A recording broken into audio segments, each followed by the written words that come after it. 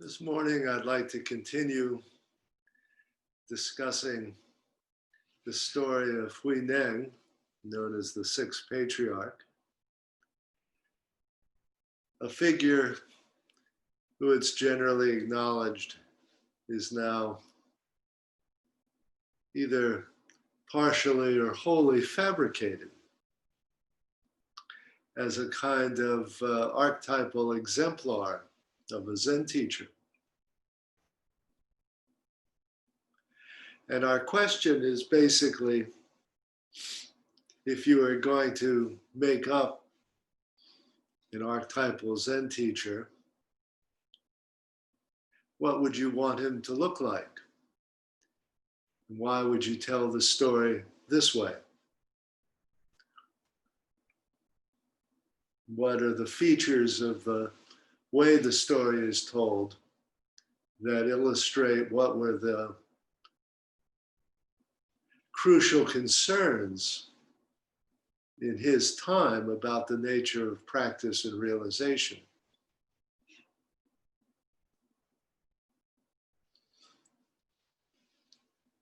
Now, we said last time how he was said to be an illiterate peasant, where his illiteracy sort of immunizes him against all the intellectualization that Zen is supposed to be against, a special transmission outside the sutras. So as an illiterate, he knew none of that, although all it took was to hear a single line from the Diamond Sutra for him to awaken. I tried to find that line and saw a couple different versions. One might go something like, let thoughts arise that abide nowhere. The idea that thoughts are wholly empty. They attach to nothing. They ultimately refer to nothing.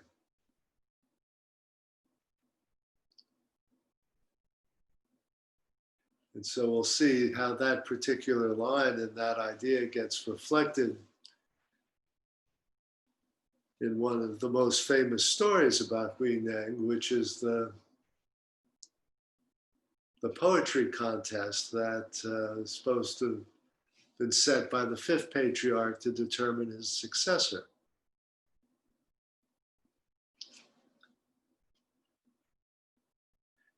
And the head monk at the time is said to have submitted a poem that was put up on the wall, or the equivalent of the bulletin board of the monastery. And his poem said something like, the body is like the Bodhi tree, the mind like a mirror on a stand. Carefully polish the mirror. Do not let any dust alight.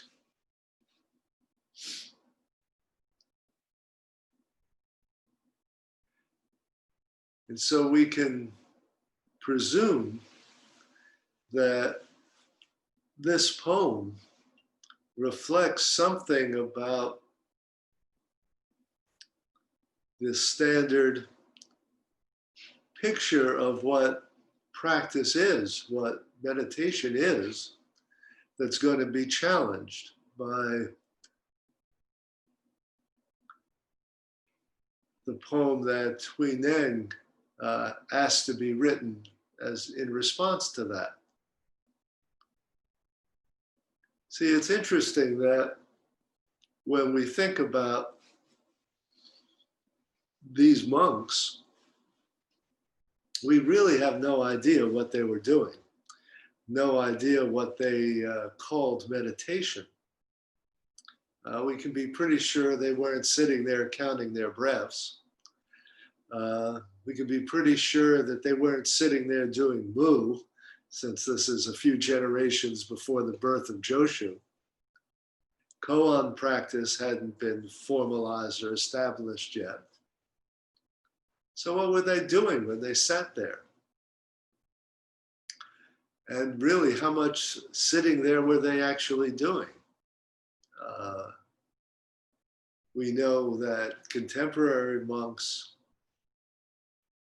may spend the vast majority of their time either in physical labor, simply supporting the life of the monastery, growing food, so forth, or performing services and rituals.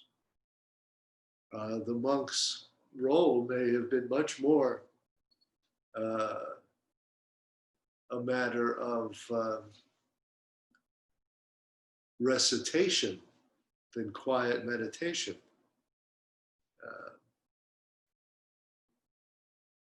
If you think of the life of a contemporary Trappist monk, what's built into his schedule is work and the recitation of the office at many times during the day. It goes into choir, they chant the Psalms, they chant various verses.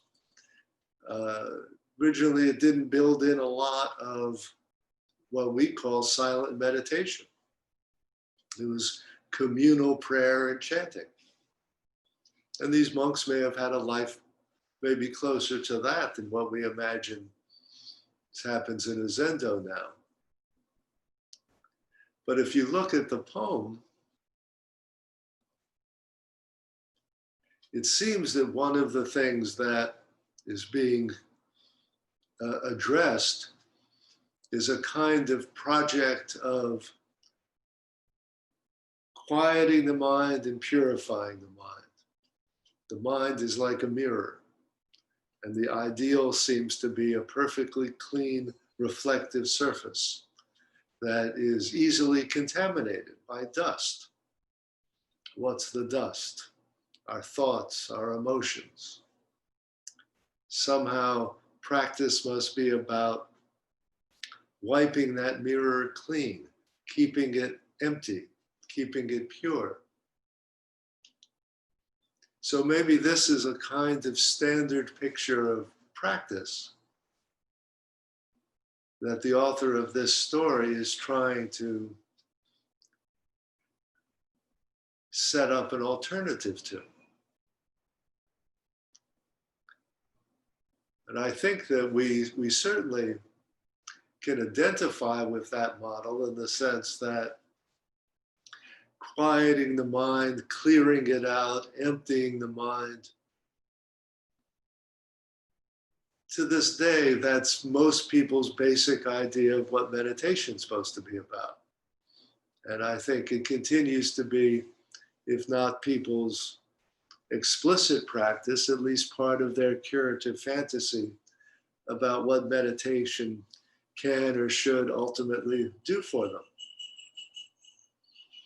And, you know, if you ask people, did they have a good sitting? They usually say yes, and when they think I was very calm and my mind was clear. And bad sittings are when their mind is spinning and they can't quiet down and so forth. But we get the alternative picture from Hui Neng, who had, because he's illiterate, had to have this poem read out to him and dictate an alternative for someone to put up there. And his version was something like,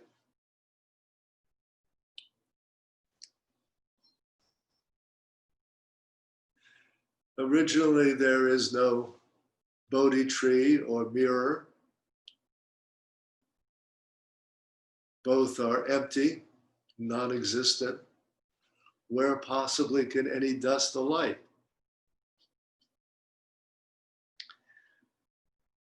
So what he's doing with his kind of alternative is to try to negate this whole apparently self-obvious equation of meditation with quietism or purification. The mind is originally empty.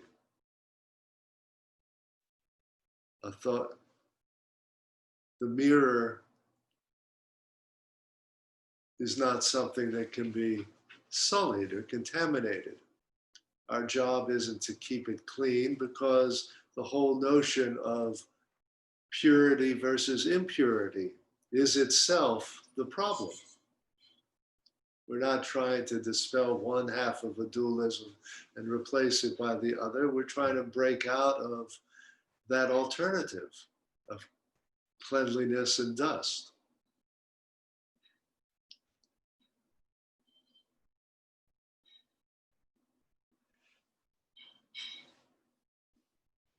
Over the years, I think I developed my own version of that attitude when I say that the mind is not contaminated by its contents.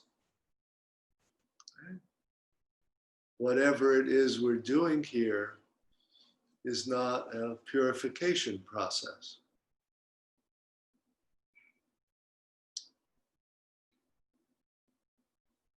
But some of you may remember, I think in Joko's first book, she talks about this story. And she says that, as a matter of fact, really, we have no choice but to practice as if we're polishing the mirror. What we do when we label thoughts is that kind of meticulous attention, moment after moment, to thoughts. And what we're doing is not trying to wipe them away or empty our mind, but by labeling them, see them just as empty thought. To see them like that verse in the Diamond Sutra that he originally heard. Let thoughts arise that abide nowhere. See the thought as empty, transient. We don't have to do anything about it except see its true nature. To cling to the thought is to get caught up in the content of the thought. To think that the content of the thought matters in some way, that there's a problem that we have to figure out, either how to make it go away or how to do something about it. To see the thought as empty is to see that it poses no problem whatsoever. It's no different than the chirping of the birds outside the window.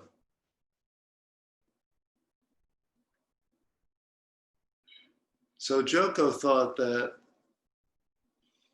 what we have to do is simply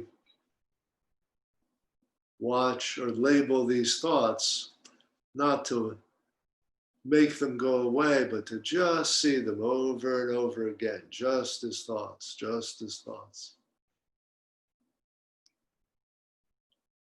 And that really, at moment to moment, that's how we have to practice. We can't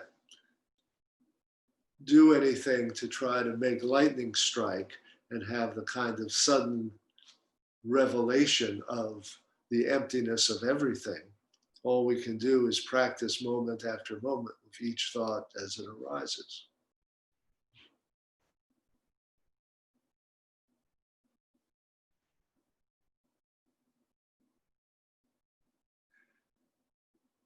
So if those verses try to give us an alternative to purification and quietism, the other story that's most famous about the Sixth Patriarch and gives rise to another famous koan shows something about what it meant to have a student-teacher relationship and what would bring about one of these sudden moments of insight. Keep in mind that nowhere in Hui Neng's story do we hear anything about him ever sitting in meditation. There's nothing equivalent to Dogen's idea of the identity of practice and realization, or Zazen and realization. We don't know if he was ever even allowed in the Zendo. He was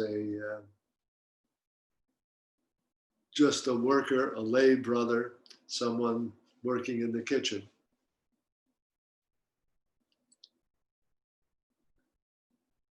But because of this verse,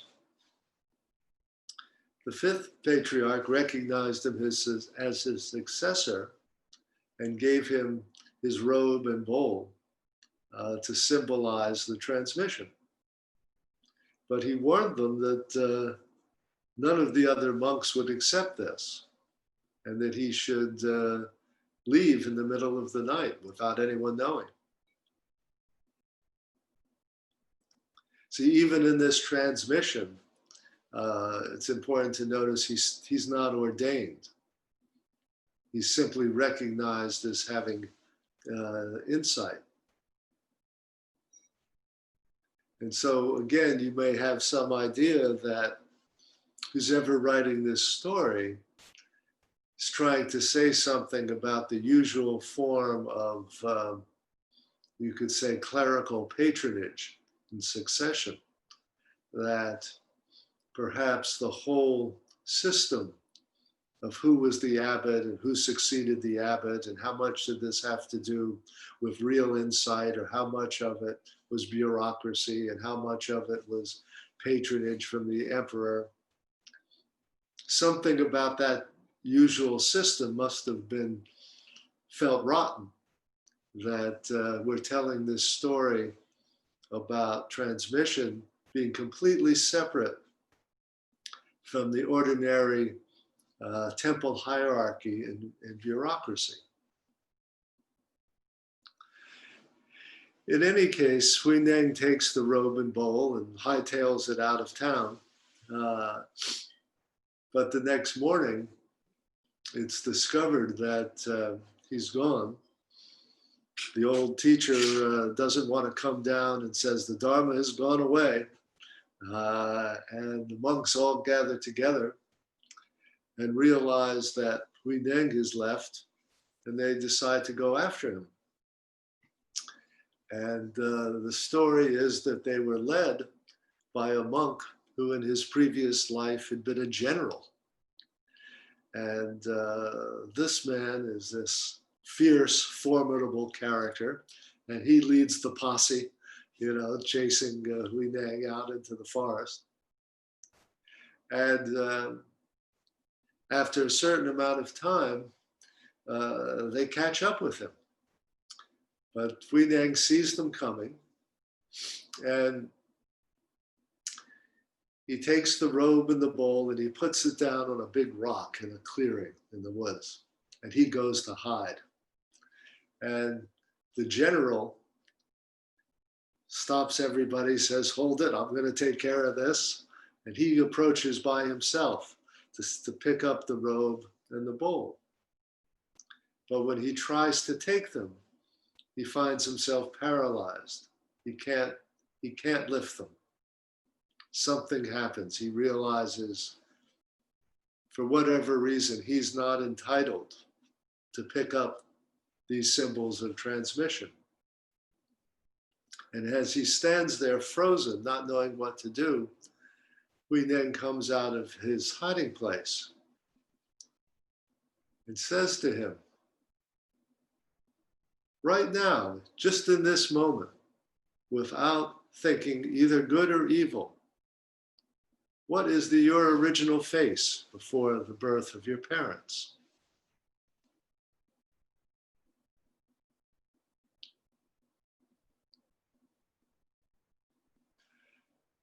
The tables are strangely turned here. See, Huineng tells him, you can't lift the robe and bowl, but really, they are only symbols. They are not the real thing. He's essentially saying to him, you've got yourself caught up in a kind of very literal curative fantasy, that you can actually have this gaining idea of getting these objects, and that's going to make you a teacher. But it's not like that at all. But If that's not the case, what is? What's the core matter here that we're trying to grasp a hold of? So here you get another picture of what do we imagine is involved in realization, and how is the story designed to go against the grain of that? The obvious one is this sort of literal gaining idea of getting the robe and bowl. That's sort of the very concrete, literal version of the gaining idea. But the other more subtle one here is he asks him, right in this moment, thinking neither good or evil, what is your original face before the birth of your parents? What does that mean? What is that asking for? See, I think one of the things it points to is our fantasy of depth. To ask for something before the birth of your parents is to say, go back into the mists of time, go back into this kind of space of eternity or the transcendent world, right? Go back to the very beginnings of things. Well, who or what are you then? What is this original face, right? Where are you going to look for that? Deep inside? What does it mean? Where would you find it? See, this in a sense is a kind of mirror image of that gaining idea. The idea that there's something deeply hidden, esoteric, to be discovered.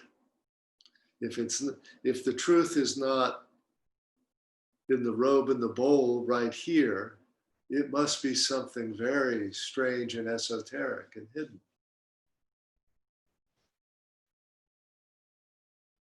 But the old general monk, when he hears that question, something happens. He says he breaks out in a cold sweat and suddenly he gets it.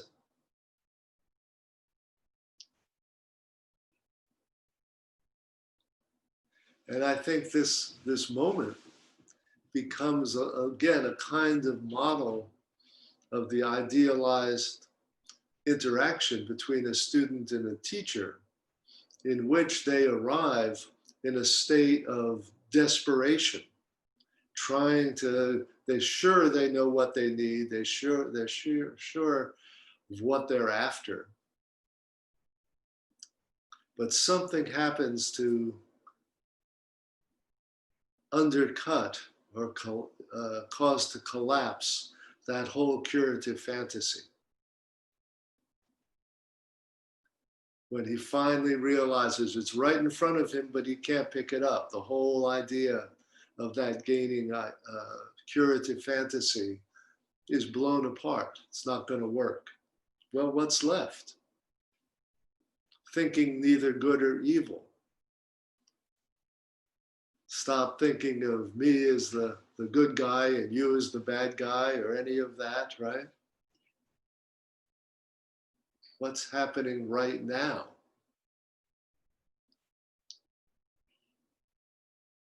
And so what the patriarch is doing is pointing him to what he's saying actually in the question itself. Right now, in this moment, where is your original face? Well, it's not hidden. It's right here in this moment.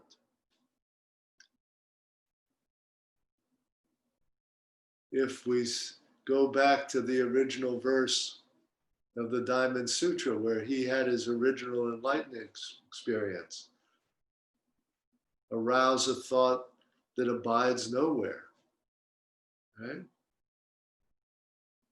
There's your original face. something that arises abiding nowhere.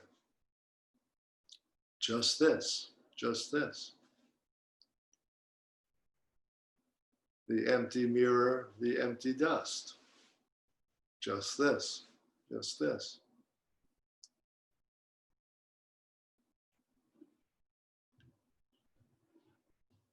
See, we can call what happens to the monk in this story sort of the epitome of what gets to be called great doubt, the kind of collapse of your curative fantasy to the point where you've thrown everything you can into trying to do the thing you think is necessary, and it hasn't worked.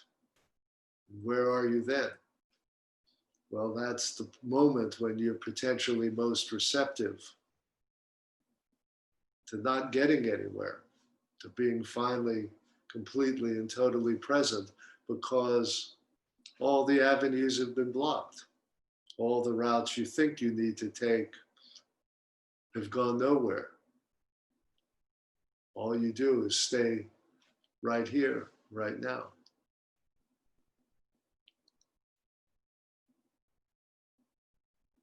So what we get in this story, to sum this up, is we go from this picture of practice as quietism or purification, the calming of the mind, the clearing out of thoughts or feelings, the kind of cultivation of the clear mirror. That mirror has to get shattered in some way, because then what you're left with is your original face, which is nothing but this moment.